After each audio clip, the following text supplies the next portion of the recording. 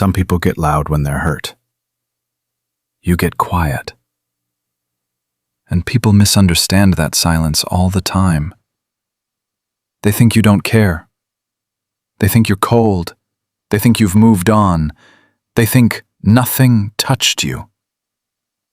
But sometimes, the quietest person in the room is carrying the loudest storm inside. If you disappear into silence when someone wounds you deeply, this may explain more about you than any argument ever could. Picture this.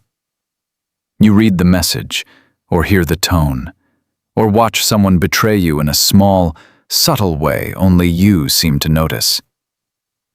Your chest tightens. You want to say something. 1,000 sentences rise at once. But instead, nothing comes out. You put the phone down. You stare at the wall. You answer later with one word, or not at all.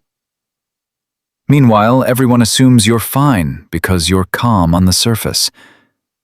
But inside, your mind is replaying every detail like security footage.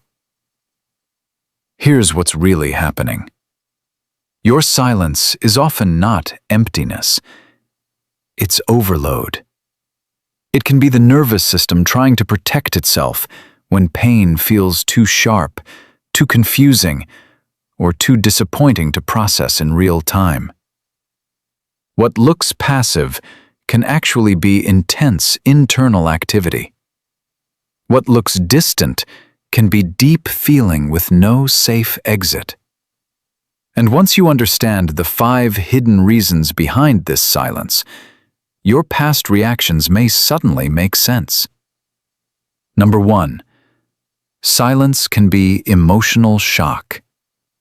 When someone hurts you unexpectedly, the brain often pauses before it responds. It's like a computer freezing because too many tabs opened at once. Part of you is hurt.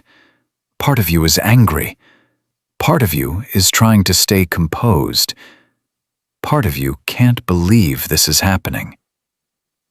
So you go still. You're not weak. You're processing impact.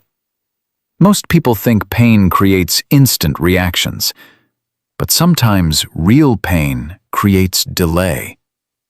The deeper the cut, the slower the words. And that leads to the next layer people rarely notice. Number 2.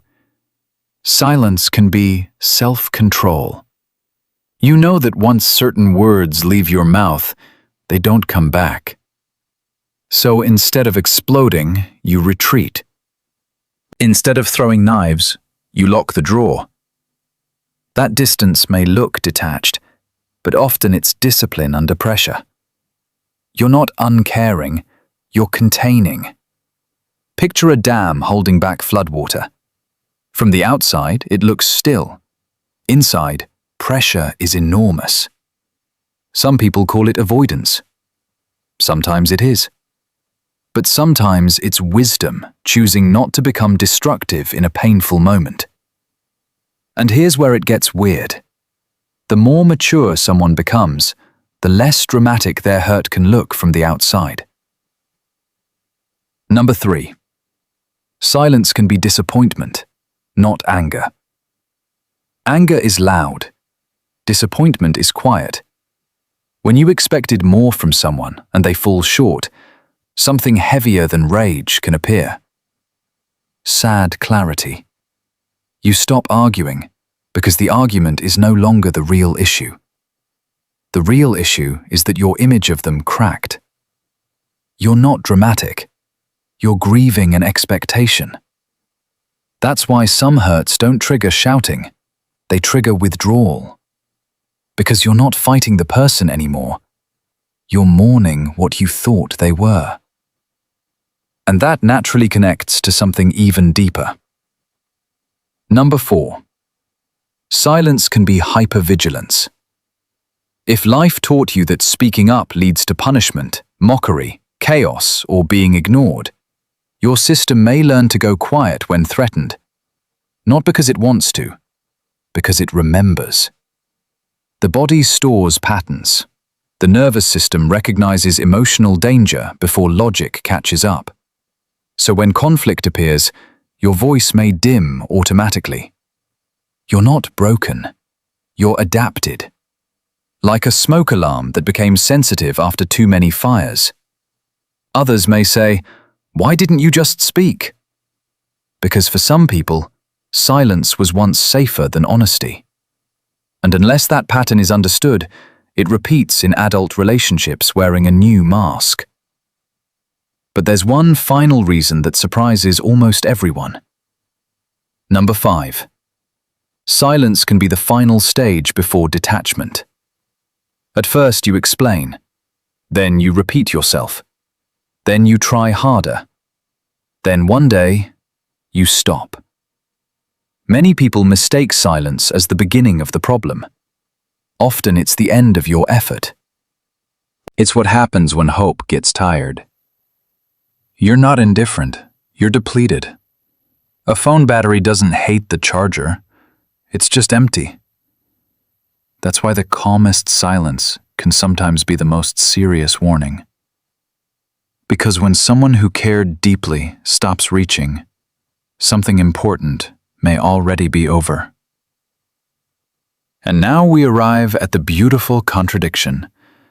You can be the person who feels everything and shows almost nothing. You can be deeply wounded and still polite. You can love hard and leave quietly. You can crave connection while hiding in distance when pain arrives. That contradiction confuses people. They expect hurt to look dramatic. They expect sadness to announce itself.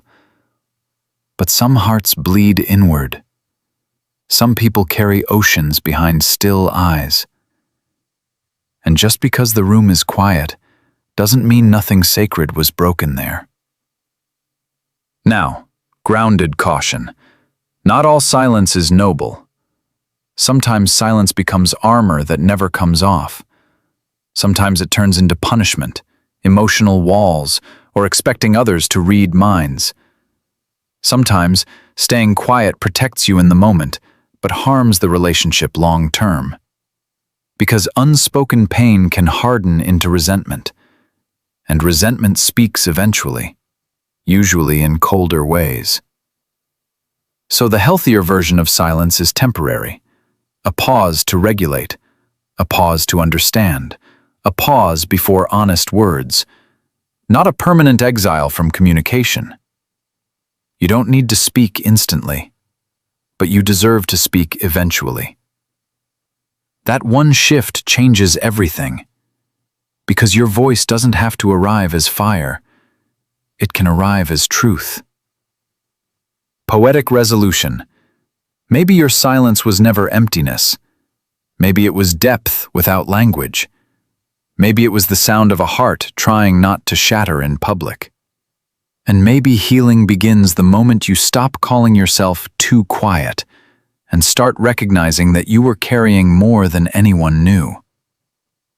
Some storms don't thunder. Some storms become still.